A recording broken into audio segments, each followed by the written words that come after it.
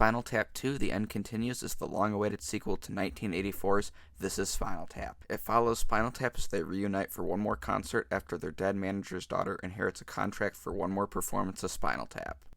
As a huge fan of rock music, I love the original This Is Spinal Tap. Although I was a little skeptical of it when it was first announced, after seeing the trailer, I was pretty excited for the sequel. Before we get into it, let's talk about its predecessor, This Is Spinal Tap. This Is Spinal Tap is a comedic masterpiece. It's a movie that pokes fun at the rock genre, but still shows it has a great appreciation for the music.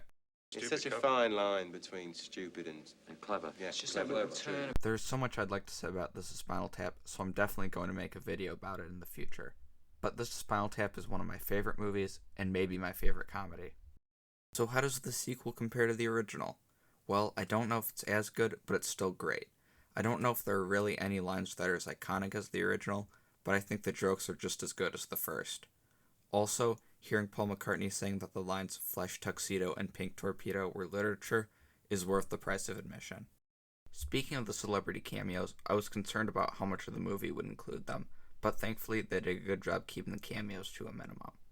The only two that had full scenes were Paul McCartney and Elton John, who both didn't overstay their welcome. The four main actors from the first movie are back: Rob Reiner, Christopher Guest, Michael McKean, and Harry Shearer. They also have a few cameos from previous actors like Fran Drescher as Bobby Fletcher, the old artist relations execs for Polymer Records, and Paul Schaefer as Artie Fumpkin, their promo man and the guy that told them to kick him in the ass. The new characters were also pretty good. Hope Faith was great as being a character in the same vein as Ian Faith. The concert promoter Simon Howler was also a funny character. I like the scene where he pitched the International House of Rock, and David said that it made him hungry for pancakes. Dee Dee Crockett was great as the new drummer. I kind of wish they explored the character more. As much as I found this movie great, there were a few things I have a problem with. Firstly, there isn't a lot of original music in the movie. They play a lot of the songs from the previous movie, which are great, but I wish they had more new songs.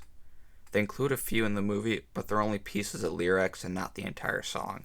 Also, the reason for David and Nigel's tension is not really believable. This is the part of the video where I will be getting into spoilers. Skip to this timestamp to avoid spoilers. Okay, 1, 2, 3, spoilers.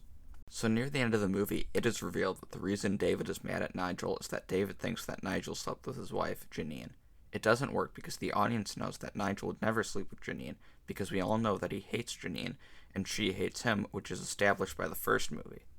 Also, obviously this couldn't be changed, but Tony Hendra is missed as Ian Faith. Those are really my only real problems with the movie. That's nitpicking, isn't it? That ending, though.